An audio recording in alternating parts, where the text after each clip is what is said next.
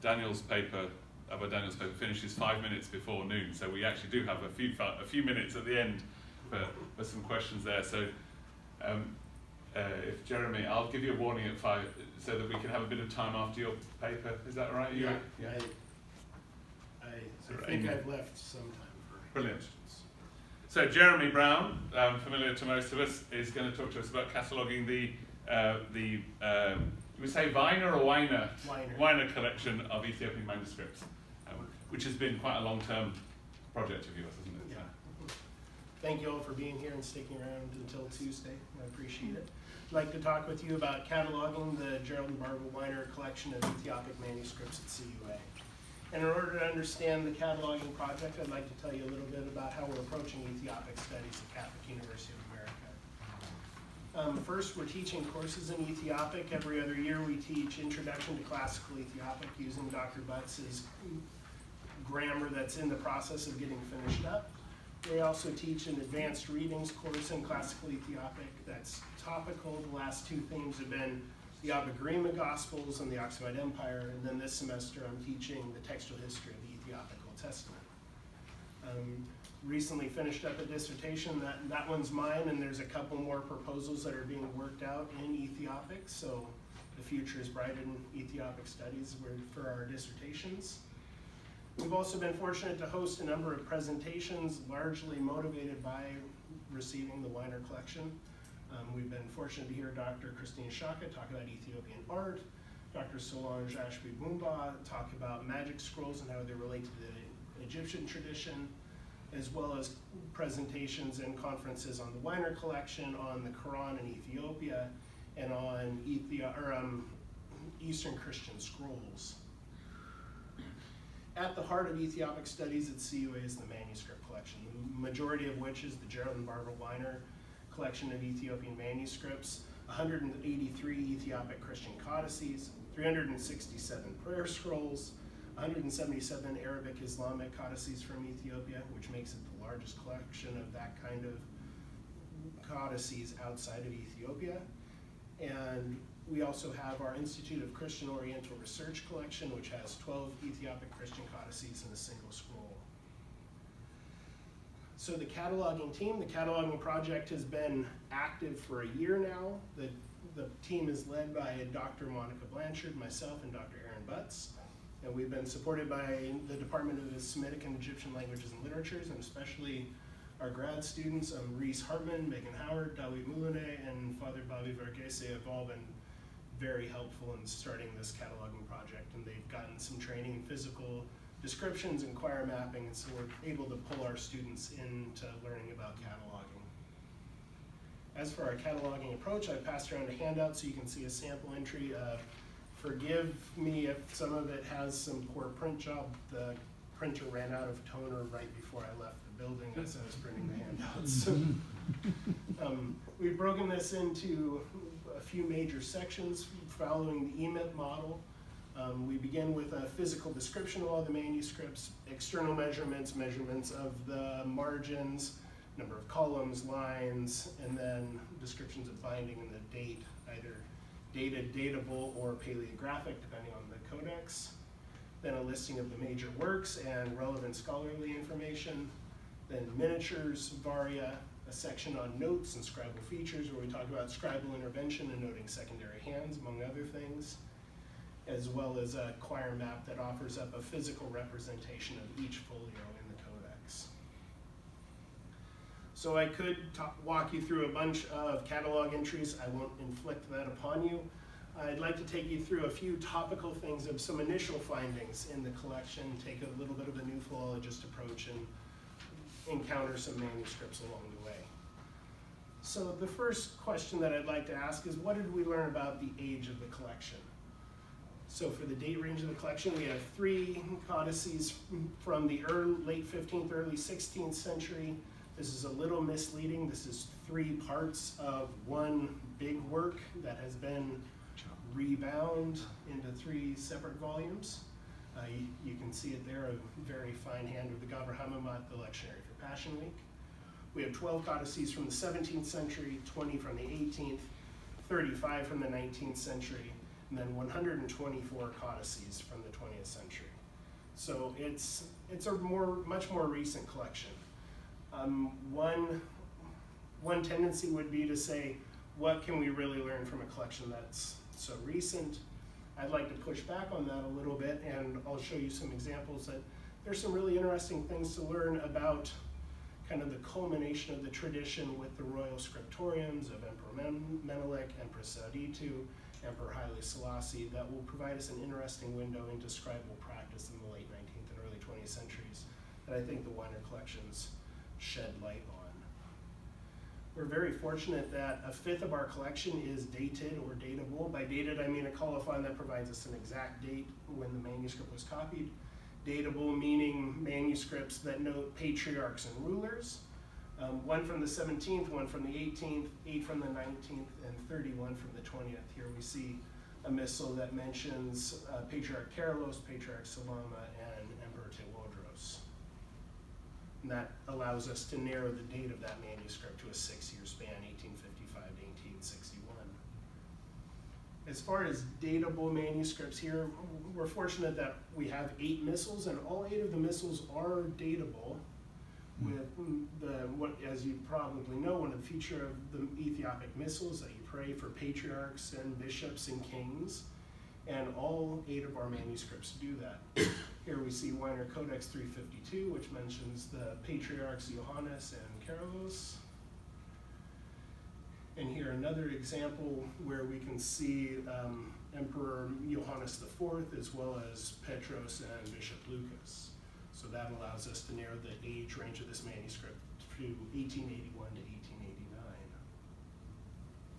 One particularly interesting manuscript as far as dating a manuscript is Weiner Codex 310, another missal. Interestingly, on folio 13R, we get a mention of Emperor Menelik II, which provides our initial age range. On folio 21V, we receive mentions of Bishop Lucas and Mateos. But then on 23V, the scribe prays for the soul of Bishop Lucas, and from that point on, we receive no more mention of Bishop Lucas. It's just Menelik II and Mateos. So it seems quite likely that the scribe received notice of the death of Bishop Lucas, which happened in 1899, during the copying of the manuscript, somewhere between folios 21V and 31V. Normally with Ethiopic manuscripts, you hope you can narrow to a 50-year range. 25 is pretty good, but getting to hit a year on the nose is pretty fortunate. Another interesting manuscript for datable manuscripts is Weiner Codex 415. Here on folio 19R, we see a mention of Negus, King Sachlamariam, whose regnal name is Emperor Menelik II. It seems very interesting that rather than having the regnal name, we receive his name prior to becoming Negus Negas. It seems likely that this manuscript then should be dated to his reigns before his emperorship, 1878 to 1889. Also may suggest that this manuscript was copied in Shoa, close to the center of his reign. A second area of interest for our cataloging project has been the Miracles of Mary, motivated by the work that Wendy Belcher is doing at Princeton, and Steve's work and my work on some of those tools, including the Macomber Index of the Miracles of Mary. So in our collection, we have 17 manuscripts with one or more miracles, equaling 518 individual miracles. That was a busy couple weeks. A few of them are varia, copied by a secondary hand on the end notes or in the front matter. We have 3 manuscripts with 80 or more miracles, pride of place going to Weiner Codex 233 with 178 miracles. Of those 518, only 2 are not found in the Macomber Index. I'd like to show them to you, and I think this will be a subject of study for our Ethiopic class next semester to do a little translation and addition of these 2 miracles. The first is Miracle 13, which describes a story where a judge that's been appointed by another tribe wants to observe the Sabbath at a church that is known for healing the sick and was built for St. Mary, and miraculous events happen so that this judge is not welcome to the church. So this miracle is not found in Macomber. Another miracle from the same manuscript, just a few folios later, describes a story where rain doesn't fall on a city for 17 days and 17 nights in response to a righteous monk losing a copy of the Miracles of Mary. We have similar stories, but not one that quite plays out in this same way. So if somebody knows it existing in other manuscripts, I'd love to hear about that. Another very interesting Miracles of Mary manuscript is Weiner Codex 335. Just beautiful illuminations. Here we see the composition of the Miracles of Mary by Bishop Ildefonsus of Toledo, and we see Mary and an angel giving him the book. This manuscript has 80 miracles, all from in an 18th century hand, accompanied by 8 illuminations that are original to the copying of the manuscript, and they illustrate the miracles that they're written alongside. Here we see the cannibal of Amer with the Virgin Mary, and the angel is standing with the scale of justice, the souls of the 78 people that the cannibal ate on one side, and the sip of water that he gave to a beggar on the other, and the scales are in motion. And that manuscript is badly water damaged. It's now broken in 2 parts, but we were able to do in-kippets for all 80 of the miracles in it after some squinting. Section 3 is scribal skill and incredible illuminations.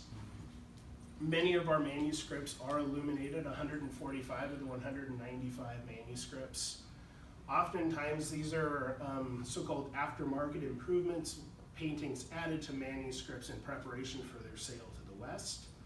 We'll look at a few that are original, and then later on we'll see a few that are added. And our abundance of 19th and 20th century manuscripts, as I mentioned, give us a window into the royal scriptoriums of these centuries. One such fine example is Weiner Codex 334, Dursana Michael.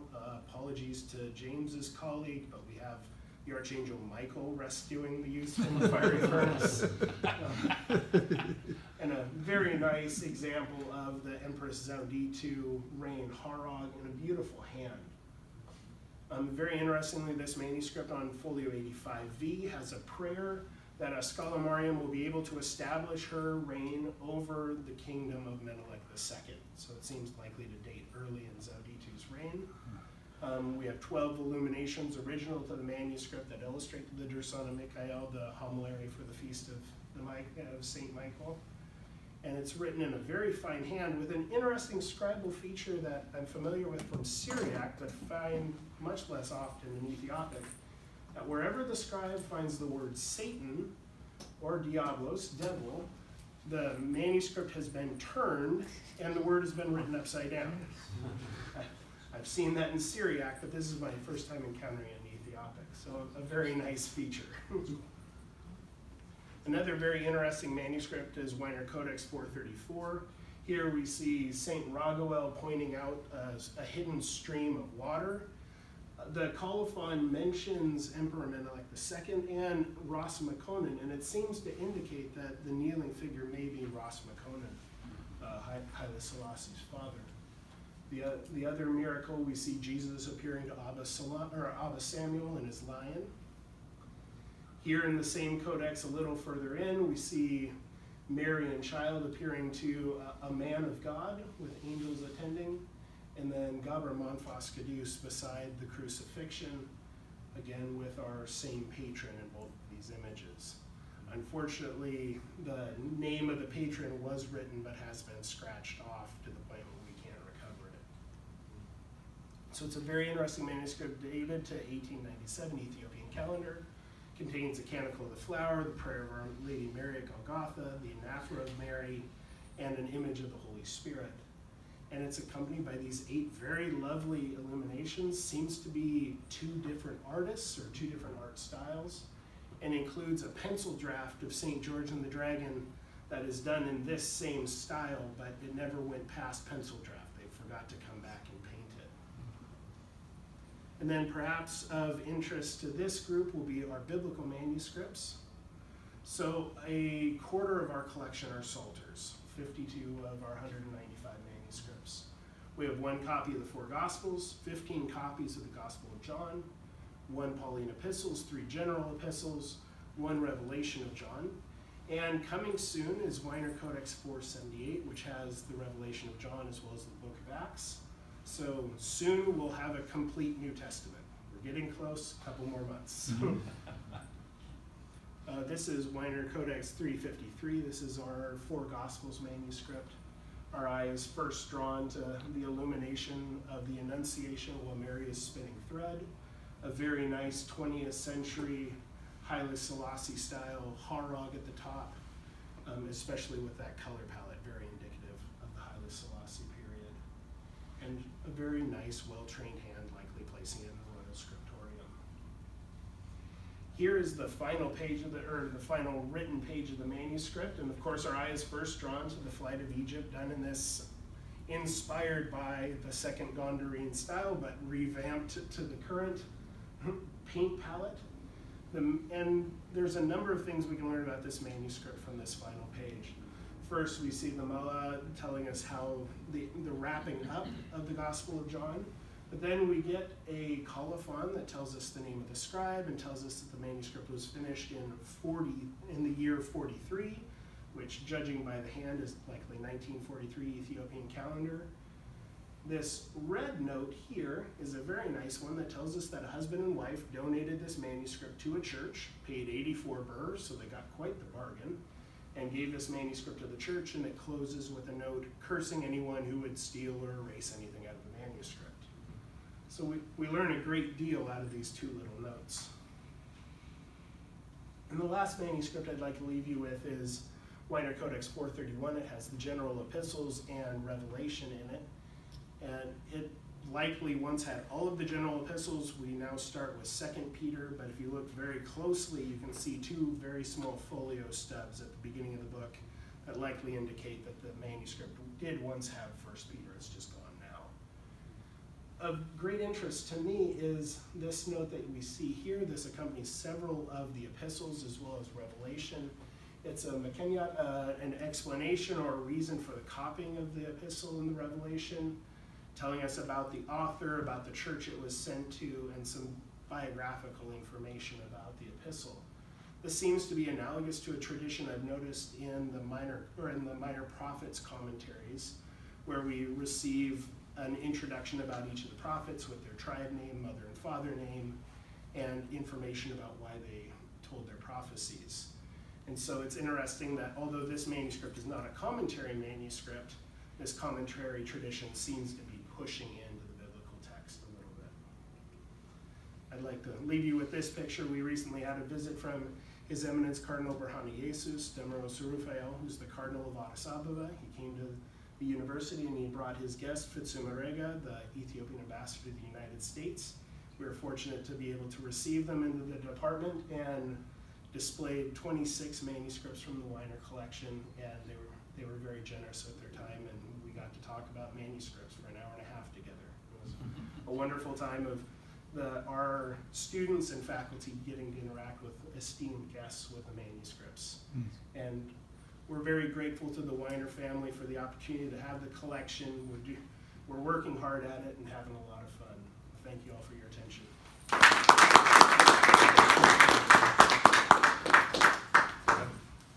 Still a few minutes for any questions, at least. Please. I just want to know, you mentioned the number of miracles of Mary. Did you, the figure, consider the whole number or the different number of the whole miracles or the different miracles?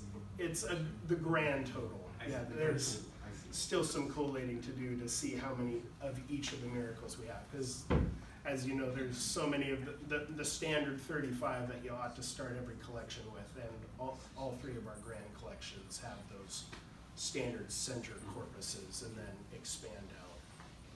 The Weiner 366, the one that I showed that had the two unique miracles, does seem to depart from that script some, and so that's area for a future study.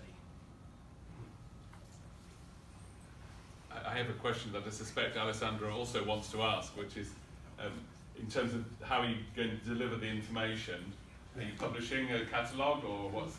The hope is a print, yes, the plan is a print catalog. We're also hopeful and are discussing the idea of doing XML tags with it.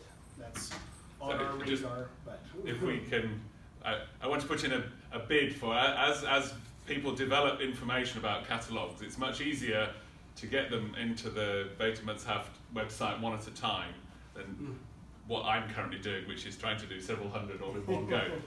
But just to say that the resource that Hamburg University have put forward now is a super place for delivering the output of cataloguing and it's a linking tool up. that we've used in the cataloging of our collection, and so it would make all kinds of sense to link them together. Maybe we could have a chat about it at some point. But anyway. Just to stress and remind that it is free and all the data are freely accessible.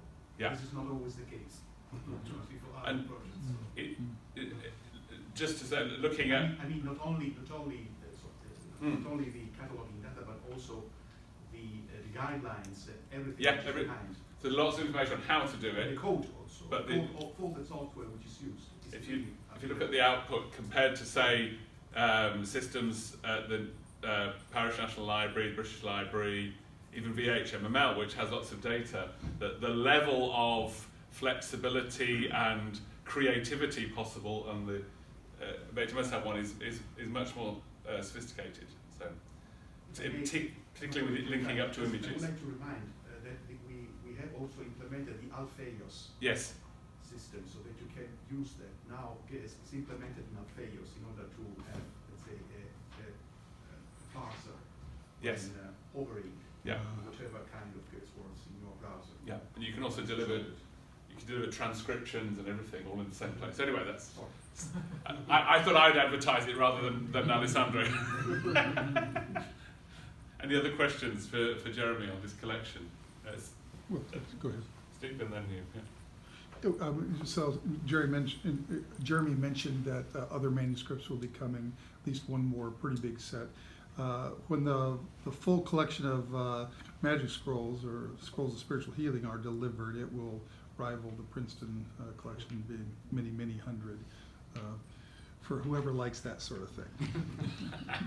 Well, that's the question I was going to ask, is for those of us interested in those sorts of things, can you say a few words about what you found in the prayer scrolls and magic scrolls? Yeah. I have found that there are a lot of them. Cataloging prayer scrolls is one question. Cataloging prayer scrolls well in a manner that helps your reader, I think, is an open question still. So at the far end, you have catalog entries that say, this is a prayer scroll. Next entry, please. That does your reader nothing. The next option of saying, this is a prayer scroll, it has 5 prayers, does a little more than nothing, but not a lot. And so, but at the far end, you have some of these, or one published work, the author's escaping me, that they've typed up the addition of 2 magic scrolls and provided a translation. That's very nice, but it was a doctoral dissertation and I did 2 magic scrolls and we have 377.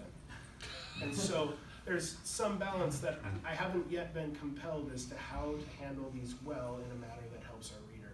If these are long incipits, preferably then accompanied by a long translation similar to Katachu Haile's work in the EMIP Volume 1. Right now I think that is the best path forward, but there's still so much variation within the prayers themselves that I'm hoping someone comes forward with a nice method of cataloging that we can execute, because I'm yet to see one that